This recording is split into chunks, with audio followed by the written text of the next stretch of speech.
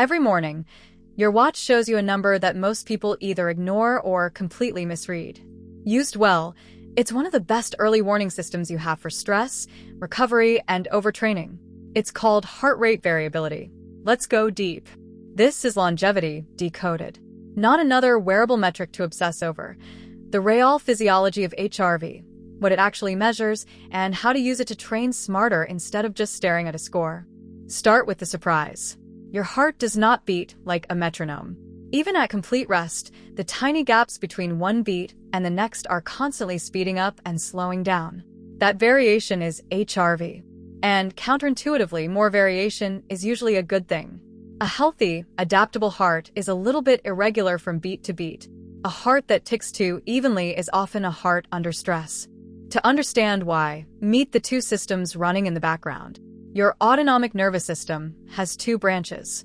One is the gas pedal, fight or flight, stress and effort. The other is the brake, rest, digest, and recover. HRV is the clearest everyday window we have into which branch is in charge. When the brake, the parasympathetic side, is active, your beat-to-beat timing varies a lot. That's high HRV, and it signals recovery.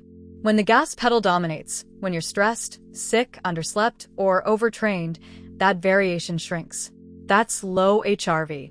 So HRV is really a live readout of your stress and recovery balance. The main driver of that brake is your vagus nerve, the great wandering nerve that connects your brain to your heart and gut. Strong vagal tone means a strong brake, and it tends to show up as higher HRV. You'll see your app report a metric, often called RMSSD. You don't need the math, just know it captures those beat-to-beat changes that reflect vagal recovery activity. It's the number most recovery apps are built on.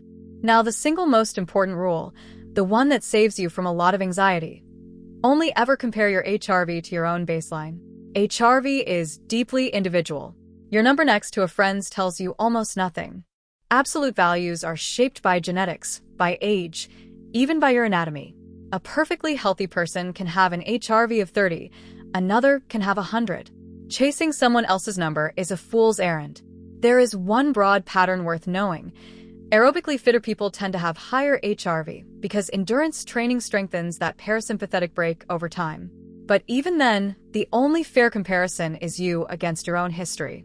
What actually matters is your trend against your own rolling baseline, usually over about 7 days. Is your HRV steady, rising, or dropping relative to what's normal for you? That's the signal. And what drags it down is revealing. Poor sleep, a hard training session, alcohol the night before, a coming illness, work and life stress. HRV often dips a day or two before you consciously feel run down. That early warning quality is the real value.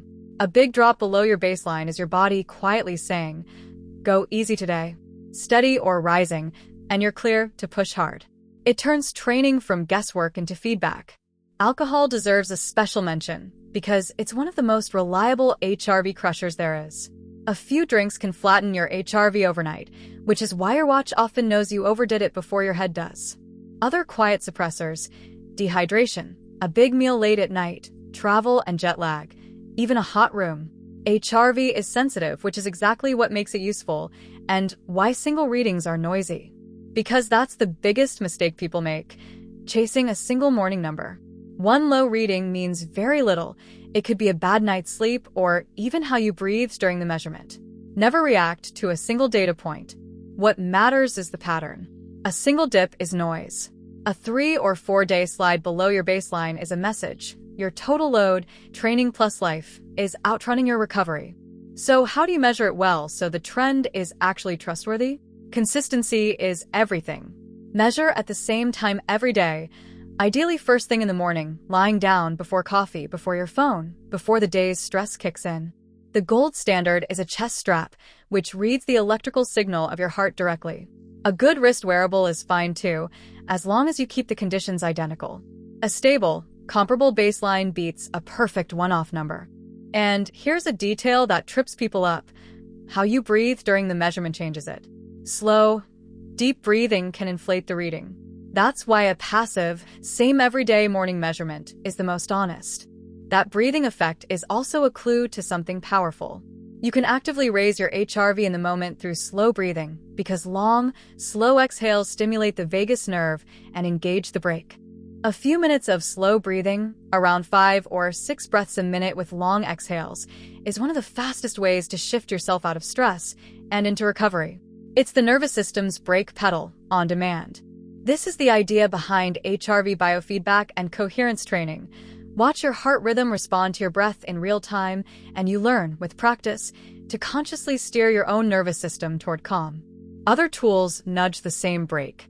Meditation, time in nature, and deliberate cold or heat exposure can all support vagal tone over time. None are magic, but together they build a more resilient, better regulated system. So, how do you raise your HRV over time, not just for a moment? The unglamorous truth: it's the same foundations that show up in every episode of this series. Consistent, high-quality sleep, a big aerobic base, lots of easy zone 2 work, one of the most reliable long-term boosters of vagal tone. Managing chronic stress, and going easy on alcohol. There are no shortcuts, there are habits. And how do you tank it? The mirror image: a late night of drinking, no real recovery, chronic stress, and relentless hard training with no easy days. HRV simply reflects your total load, honestly, and without flattery.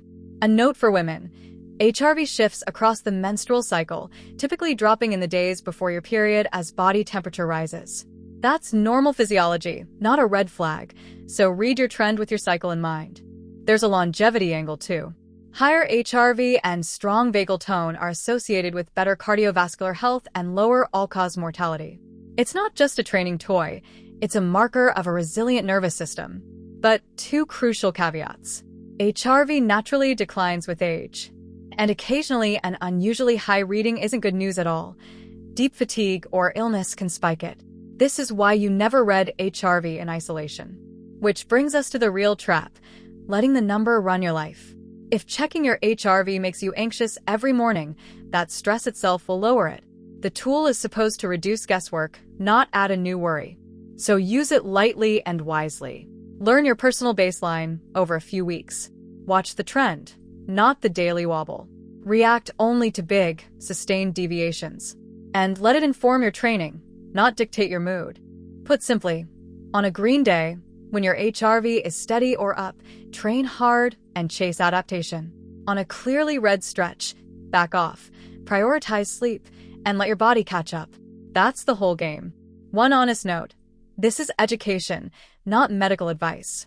HRV is a training and recovery tool, not a diagnosis. If you notice a truly irregular heartbeat or other symptoms, see a doctor. If this is the depth you want, subscribe. And grab the free longevity guide at longevity-performance. Listen to your nervous system. Next time, we keep decoding.